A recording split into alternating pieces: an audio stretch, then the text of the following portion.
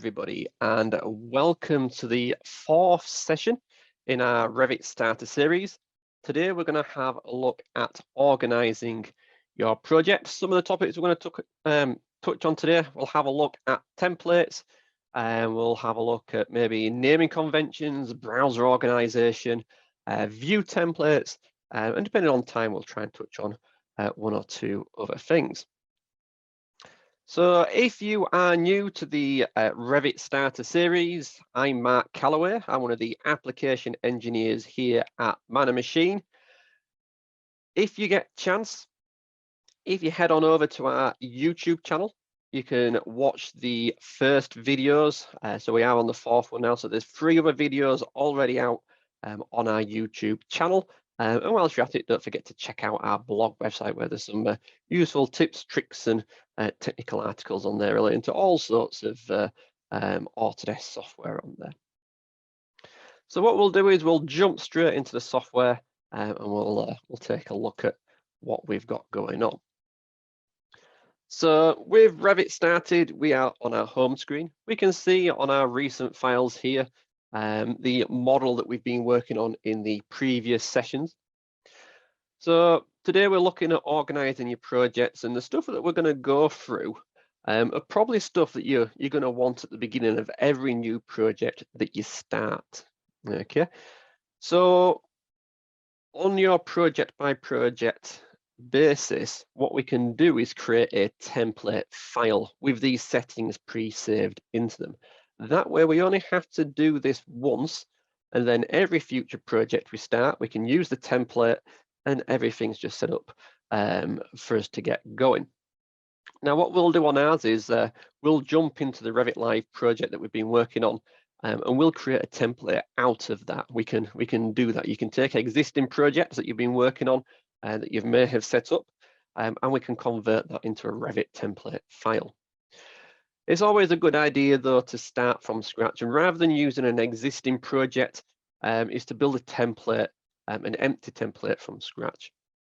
To do that, under models on the left hand side, if you click the new button, okay, and you might be familiar with the template file list here, so this is where you can add your template, and I'll show you how to do that at some point. But just below there, you can choose what we're actually creating. Now, when you started a new project, you just hit the OK button because project is the default option. But if you want to create a template, you can select this project template option here, click OK, and what you'll get is something that does look like a normal project, but when you save it, it'll save it as a template file.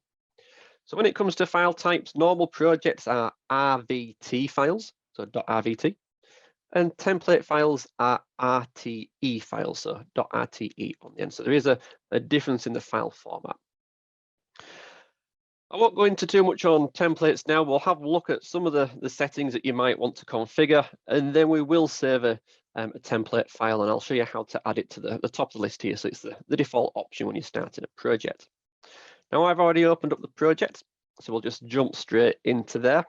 And this is the model that we've been working on previously. So we're going to kind of start in the project browser area here. Okay. And there's a few things you're probably going to want to think about.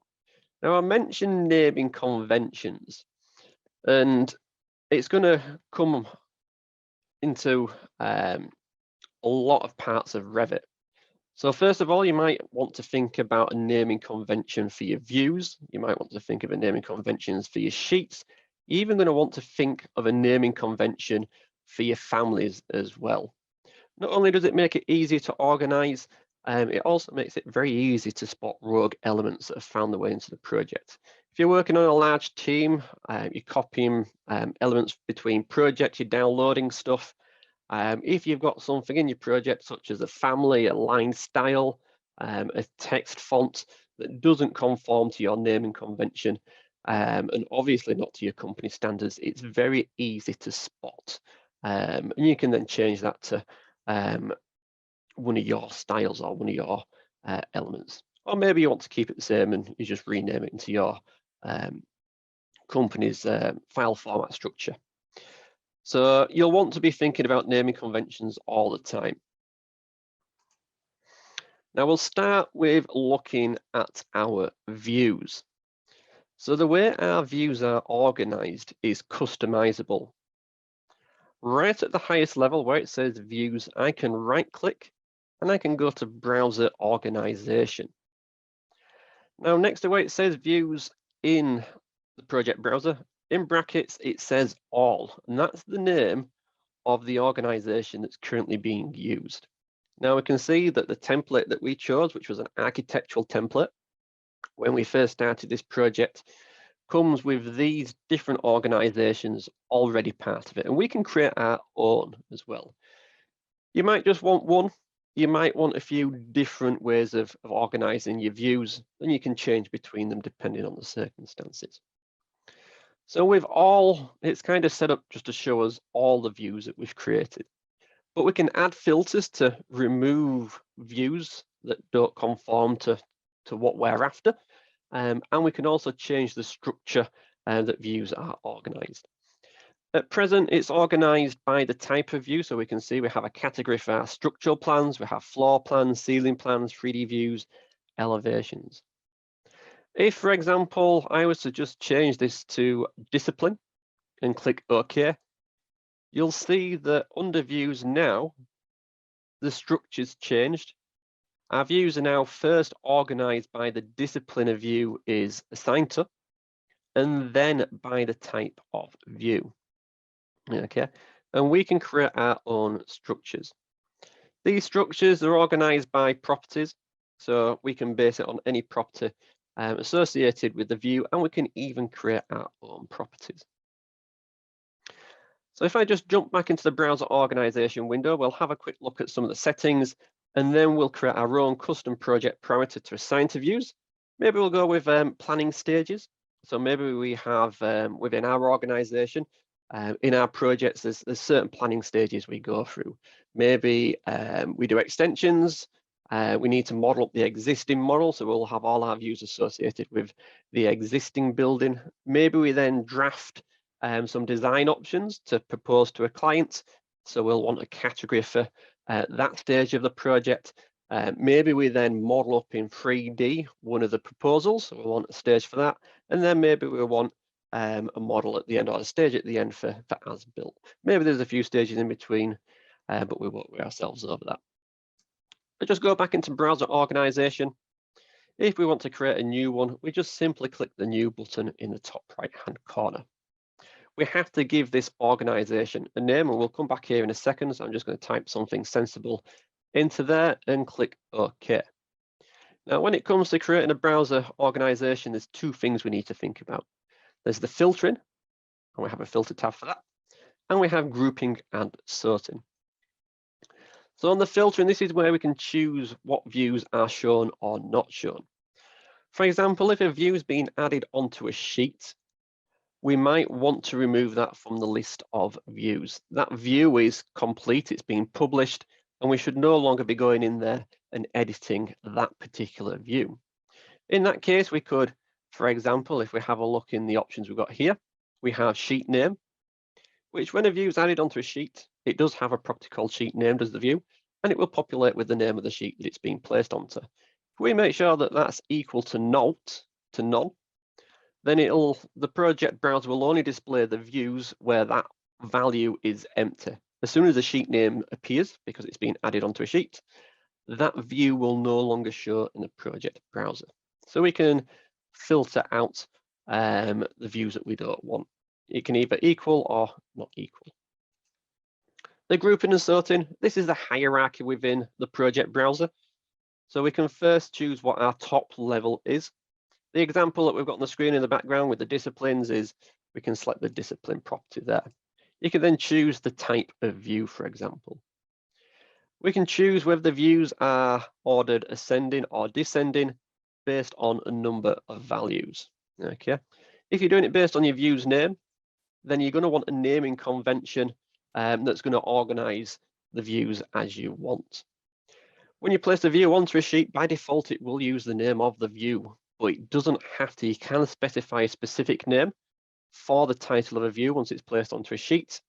Therefore, you can use the naming convention for organizing your views within the project browser, and then we can specify a specific name that displays. So we have the name for the view and a display name for the view, and I'll show you that in a second. So let's jump out of that, and what we're going to do is we're going to create a new parameter for our views. So at the moment, we can see in the properties window here that we do have a number of existing parameters associated with views. There's nothing in here associated with a planning stage. So we'll create that now. I'm just going to jump onto the Manage tab. I'm going to go to Project Parameters. So Project Parameter is a parameter that we're creating on a project by project basis. Again, this can be part of your template. And we can assign this to a category. So it's going to add this as a parameter against a category or a number of categories within Revit. So we'll have it as an instance parameter. We'll give it a name of planning stage. And the type of parameter we'll have as a text box. So we can just type in the name of the planning stage. On the right-hand side, we can choose the category we want to assign it to. And we want to assign this to our view. So I'm going to find views. And don't forget, there is a little discipline filter up there if you can't find the category you're looking for. Click OK. That's added to the list there. Click OK again. And you can see now that we have a new parameter on all our views for planning stage. I could, for example, select level 0, and we can give this a stage 1 value. And then we can pick a different view, and maybe this is stage 2. And then maybe we have another stage 2. And then maybe we have a stage 3. Just so we've got a couple of examples. If I go back to browser organization, I'm going to create a new organization based on planning stage. Filter, we won't add one for now. Grouping and sorting. First of all, we'll sort by the planning stage, and then we'll sort by the type of view. That's all I'm going to change. I'm going to click OK. I'm going to make sure planning stage, which is the organization I've just created, is selected and ticked. Click OK, and it's going to reorganize my views, first of all by their planning stage, and then by the type of view that it is. And in there, we'll find the views in the correct location. If you ever see the three little question marks here, it just means that whatever parameter at that level you're organizing your view by hasn't been set against the view. So if I select all these, it's because planning stage is empty. But as soon as I change that, maybe we'll make this one stage 1 and apply, it will move it out from those three question marks and place it where it needs to be. Okay, so that's organizing our views, and I'm just going to turn that back. Just to point out as well, you can do exactly the same with all your sheets in the project browser and all your schedules as well. You can fully customize the structure for those. The next thing we'll take a look at is view templates. Okay, so for this example, we have a level 0 plan view. We also have a duplicate of level 0, but has been customized for the furniture plan. Okay, we can see that certain elements have been turned off. The structure of the building, the walls and doors and windows, they're all half-tone. If we go into the room plan, we can see here, we can now see the rooms that have been placed, that have been designated, and there's even a color scheme that's been applied to this.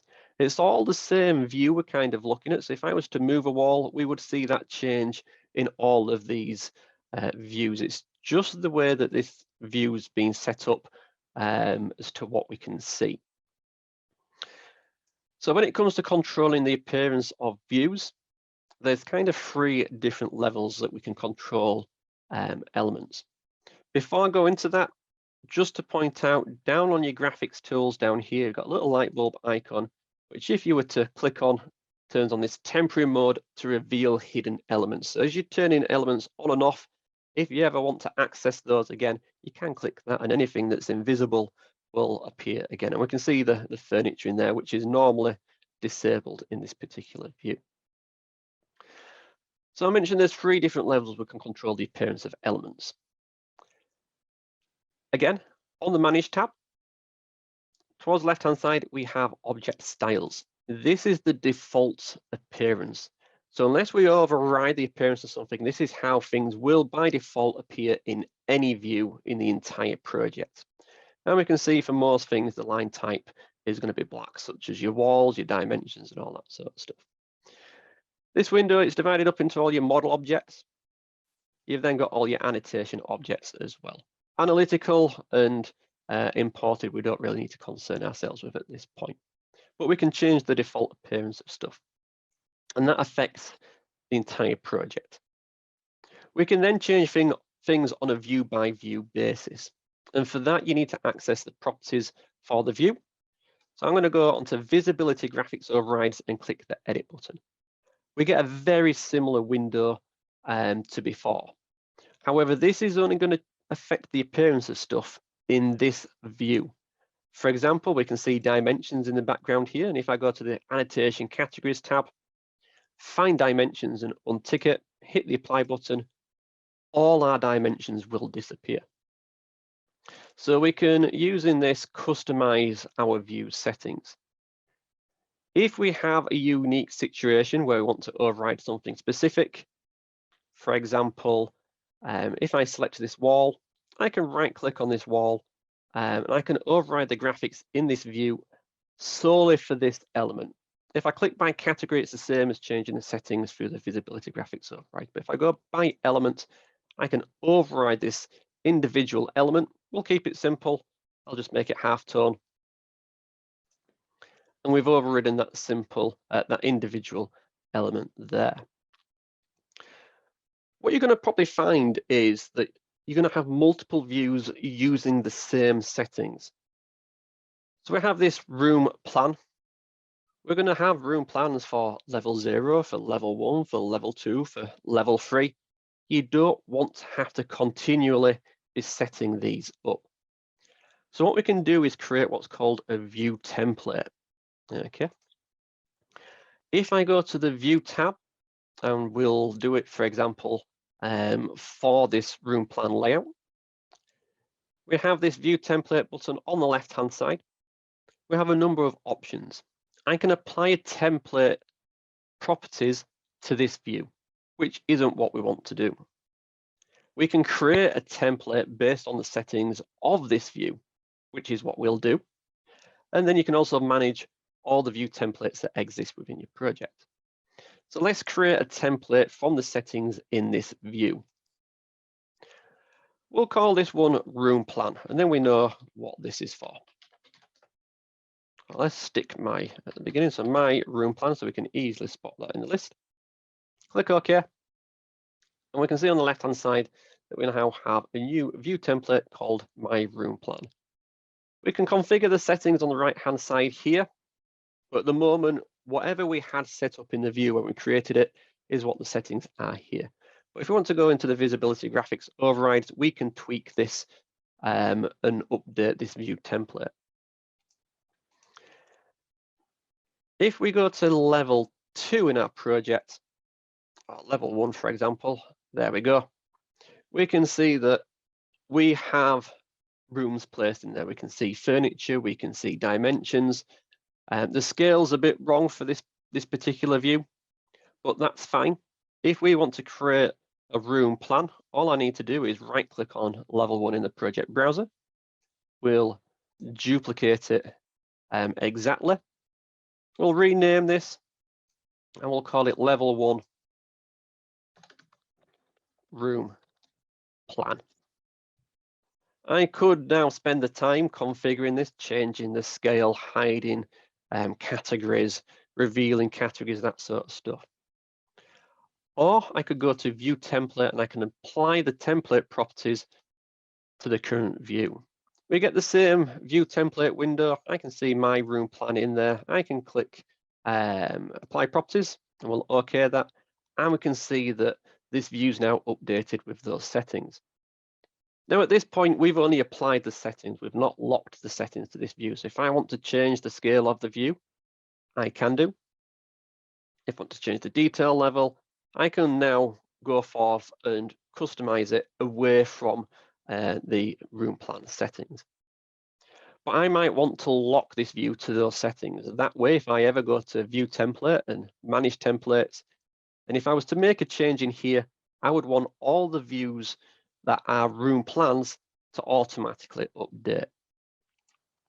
So what we can do is in the properties for the view is lock the view to the view template. If I just scroll down, under identity data, we have view template. If I click on the none button, I can select my room plan. I can choose which elements to include in being locked to this view, by the way. Click OK, and this view is now locked to those settings. You'll see that if I just scroll to the top, settings such as the scale, the detail level, I can't change those now. Visibility graphic settings, again, this view's locked to those settings. So I can very easily control the appearance of my views. If I go to the view templates, and I was, for example, to change the scale, that would update every single view that's locked to that view template in one go. So it's very easy to control the appearance of different types of views.